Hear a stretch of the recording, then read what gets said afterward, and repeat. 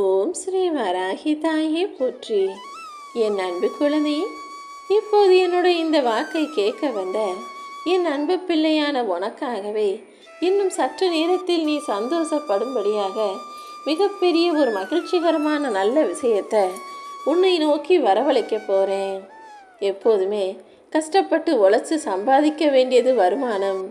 எந்த கஷ்டமும் படாமல் தானாகவே வர வேண்டியது உனக்கு சுயமரியாதையும் தன்னம்பிக்கையும். எப்போவுமே வருமானம் இல்லாட்டியும் சரி, தன்மானம் இல்லாட்டியும் சரி, இந்த உலகம் அவர்களை ஒரு பொருட்டாகவே மதிக்காது.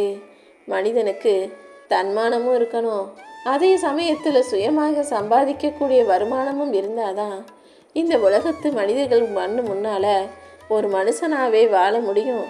அவனுக்கு மதிப்பும் மரியாதையும் கூட கொடுப்பாங்க.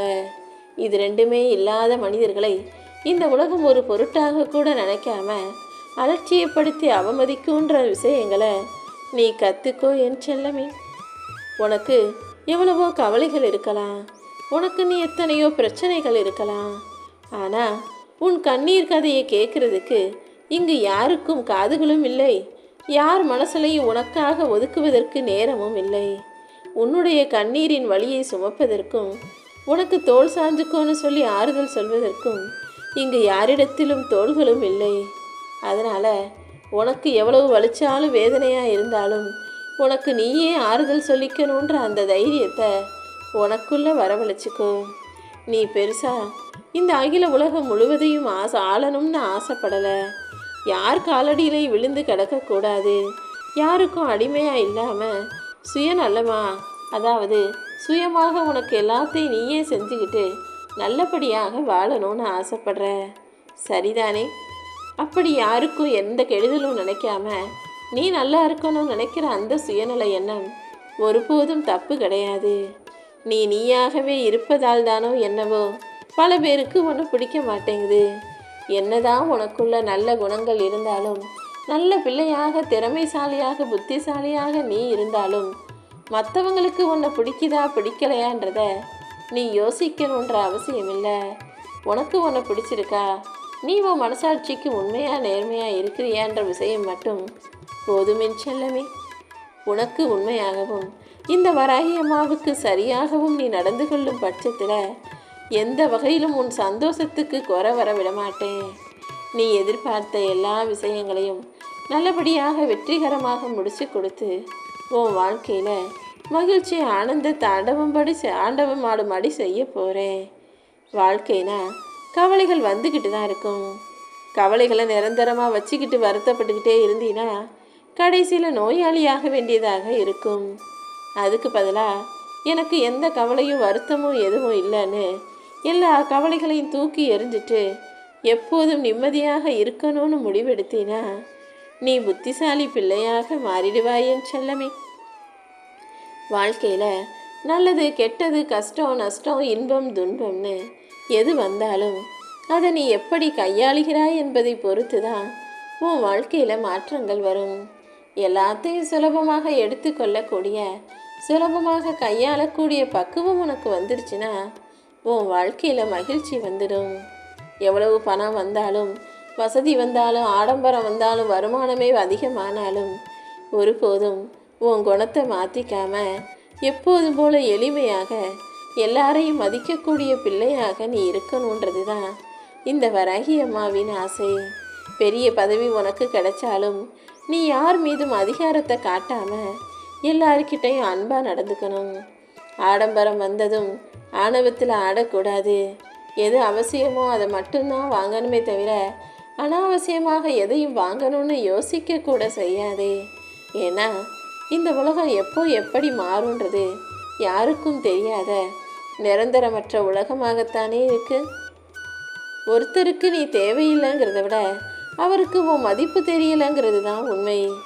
எந்த உறவு உன்னை சாதாரணமாக நினச்சாலும், ஒதுக்கி வச்சாலும், நிராகரித்தாலும், அலட்சியப்படுத்தினாலும் அவர்களிடம் அளவோட பழகு. அமிர்தமாகவே இருந்தாலும் அளவுக்கு மீறினா அது நஞ்சாக மாறிவிடும் அல்லவா? நான் சொல்கிறத கேளு. எந்த உயிர்களிடத்திலும் நன்றி மறந்து, அவங்க செஞ்ச உதவியை மறந்து, அவர்களுக்கே கெடுதல் நினைக்கக்கூடிய இந்த கலியுக காலத்து மனிதர்களோடு சேர்ந்து நீயும் அப்படி இருக்கக்கூடாது. நீ யார் உனக்கு சின்ன உதவி செஞ்சாலும், யாராவது உனக்கு ஒரு நல்லது செஞ்சிருந்தாலும் அதை ஞாபகம் வச்சுட்டு என்னைக்காவது ஒரு நாள் அவர்களுக்கு அதை திரும்பி செய்யக்கூடிய மனப்பான்மையோட மனப்பக்குவத்தோடு இருக்கணும். இந்த உலகத்தில் நீ இந்த வராகி அம்மாவை தவிர வேறு யாருக்கும் அடிப்பணிஞ்சு போகணுன்ற அவசியம் இல்லை. எந்த இடத்திலும் உன் மதிப்பையும் மரியாதையும் விட்டு கொடுக்காம தன்மானத்தோட தைரியத்தோட தலை நிமிர்ந்து நிற்க பழகிக்கோ என் செல்லமே. கத்தி ஒரு பக்கம் மட்டும் கூர்மையாக இருந்தால் இன்னொரு பக்கத்தை கையால் பிடிச்சிக்கிட்டு நினச்ச விஷயங்களை வெட்டி எடுத்துட முடியும். ரெண்டு பக்கமும் வெட்டக்கூடிய கூர்மையான கத்தியை எப்படி கவனமாக கையாளணுமோ, இல்லாட்டி அது ஏதாவது ஒரு பக்கத்தில் கத்தி கையை கிழிச்சிருமோ அதை யோசிச்சுக்கிட்டு கவனமாக கையாள்வது போல இந்த உலகத்தில் இருக்கக்கூடிய மனிதர்களையும் எந்த நேரத்தில் எப்படி வேணாலும் மாறக்கூடிய பச்சோந்தி மனிதரிடமும் நீ கொஞ்சம் கவனமாக இருக்க கற்றுக்கோ. எல்லார்கிட்டையும் போய் அறிவுரை கேளு, யாரிடம் வேண்டுமானாலும் போய் அவர்களுடைய கருத்துக்களை கேளு. ஆனால் எப்பவுமே உனக்கான எல்லா விஷயங்களையும் நீ தான் முடிவெடுக்கணும். அப்போதுதான் அந்த முடிவின் விளைவாக என்ன நடந்தாலும் அதை சமாளிக்க, உனக்கு அதை சந்திக்க எளிதாக இருக்கும். ஏன்னா உன் வாழ்க்கையில் இருக்கிற எல்லா சூட்சுமமும் ரகசியங்களும் உண்மையும் பின்புலமும் உனக்கு மட்டும்தானே தெரியும். எது எப்படி உனக்கு அமைஞ்சிருக்கு, எது இருக்குது, எது இல்லை, எது சரியாக வரும், எது சரியாக வராதுன்னு உன் வாழ்க்கையையும் உன் சந்தர்ப்பத்தையும் உன்னுடைய வாழ்க்கையை முழுவதுமாக புரிஞ்சுக்கிட்ட உன்னால் மட்டும்தான் உனக்கான சரியான முடிவை எடுக்க முடியும். அதை விட்டுட்டு ஏதாவது ஒரு விஷயத்துக்கோ பிரச்சனைக்கோ அடுத்தவங்களுடைய முடிவை தேடி போனீன்னா அதனால் வரும் பிரச்சனைகளை உன்னால் சமாளிக்க முடியாமல் போயிடும். உனக்கு பக்கபலமாக உனக்கு ஆதரவாக இருக்க வேண்டிய உறவுகள் எல்லாம் உன்னை தப்பாக புரிஞ்சுக்கிட்டு உன் மனசு காயப்படுத்தும்படியே நடந்துக்கிறாங்களேன்னு நினச்சி வருத்தப்படாத. ஒரு சிலர் வார்த்தைகளால் உன்னை காயப்படுத்துறதையும், ஒரு சிலர் அவர்கள் செயல்களால் உன்னை அவமதிப்பதையும், ஒரு சிலர் உன்கிட்ட பேசாமல் மௌனமாகவே இருந்து உன்னை காயப்படுத்துவதையும் எல்லாத்தையும் நான் பார்த்துக்கிட்டு தான் இருக்கேன். யார் என்ன செஞ்சாலும் எப்படி நடந்துக்கிட்டாலும் நீ நீயாக இரு. உன் மனசுக்கு தெரிஞ்சு நீ ஒருபோதும் பொய்யோ பித்தலாட்டமோ ஏமாற்றமோ துரோகமோ செய்யலை. அப்புறம் என்ன, நீ நீயாக இருக்கும்போது எதுவுமே தப்பாக போகாது. இந்த வராகியம்மா உன்னை நல்லா புரிஞ்சவளாக இருக்கிறேன். நிச்சயமாக உனக்கு எந்த குறையும் இல்லாமல் நிம்மதியாக வாழ வச்சு உன் வாழ்க்கைக்கான மகிழ்ச்சியையும் உன் கைகளில் கொடுப்பேன் என் செல்லமே. கள்ளிச்செடி முழுவதுமாக முட்கள் இருக்க தான் செய்யும்.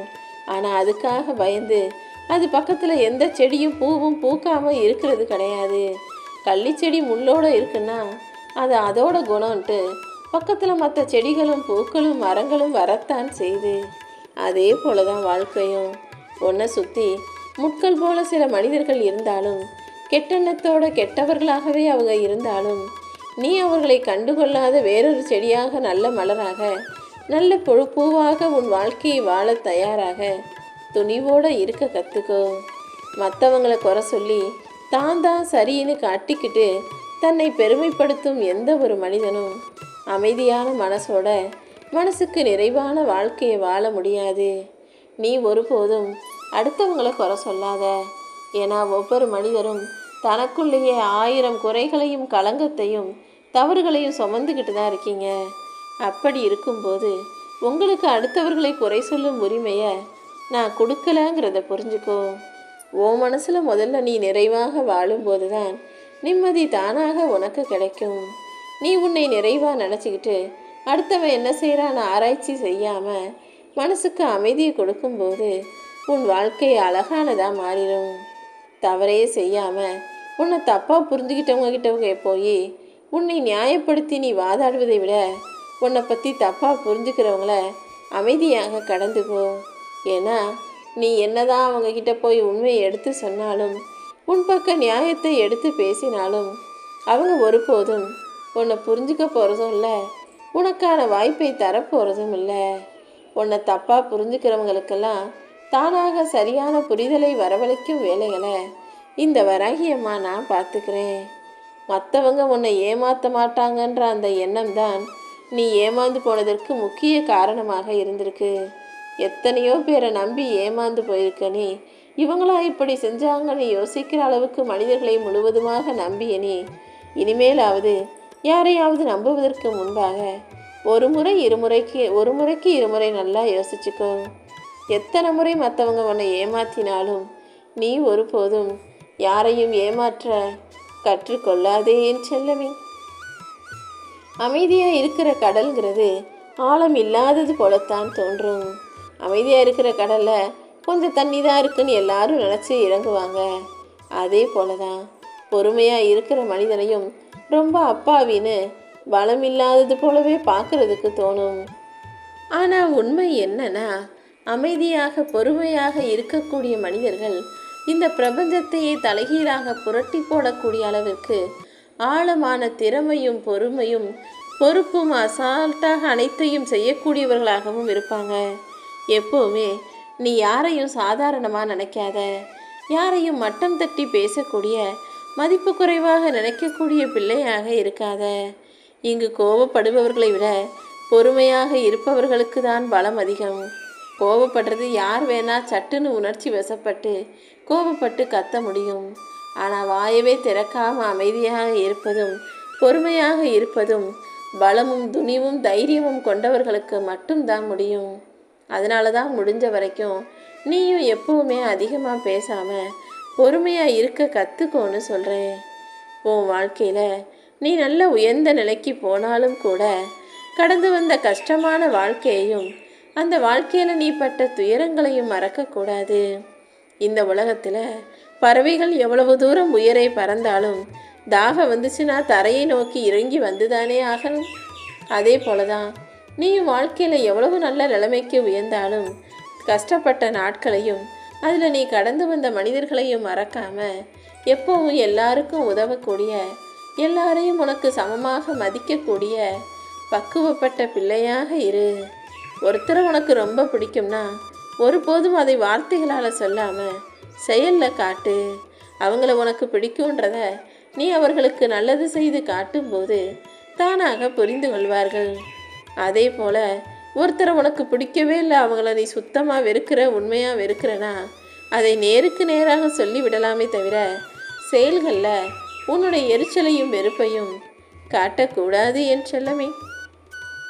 பிடிக்கும்னா நேரில் சொல்லாத, பிடிக்காதுன்னா நேரடியாக சொல்லிவிட்டு கொஞ்சம் விலகி நிற்பது தான் உனக்கு நல்லது.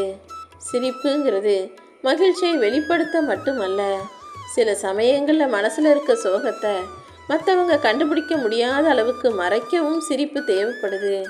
சில சமயம் தோல்விகளிலிருந்து மீண்டு வர்றதுக்கும் உனக்கு நீயே தைரியம் சொல்லிக்கொள்வதற்கும் கூட சிரிப்பு தேவைப்படுது தானே. அதனால தான் எப்போவுமே எல்லாரிடத்திலும் எல்லா சூழ்நிலைகளிலும் சிரித்து சமாளிக்கக்கூடிய அந்த வித்தையை நீ கற்றுக்கோன்னு சொல்கிறேன். எப்பவும் யார் முன்னாலேயும் நீ என்ன யோசிக்கிறன்றதை தெரியப்படுத்தாத அளவுக்கு எப்போதுமே உன் முகத்தில் ஒரு சிரிப்பு இருக்கட்டும். நீ என்ன யோசிக்கிற, எது உனக்கு பிடிக்கும், எது உனக்கு பிடிக்காது, நீ எதுக்காக வருத்தப்படுவ, எதுக்காக கவலைப்படுவன்னு இந்த எந்த விஷயம் வெளியே தெரிஞ்சாலும் அது உன் பலகீனத்தை உணர்த்துவதாக மாறிவிடும். அதனால தான் உன்னை சுற்றி இருக்கிற மனிதர்களுக்கு உன் மனநிலை என்ன என்பதை தெரியப்படுத்தாதே. நீ யாருங்கிறதையும் உன்னுடைய பலம் பலவீனம் என்ன என்பதையும் யாருக்கும் தெரியப்படுத்தாதுன்னு நான் அடிக்கடி சொல்லிகிட்டு இருக்கேன். உனக்கான நல்லதை இந்த வராகி அம்மா செய்து முடிப்பேன்.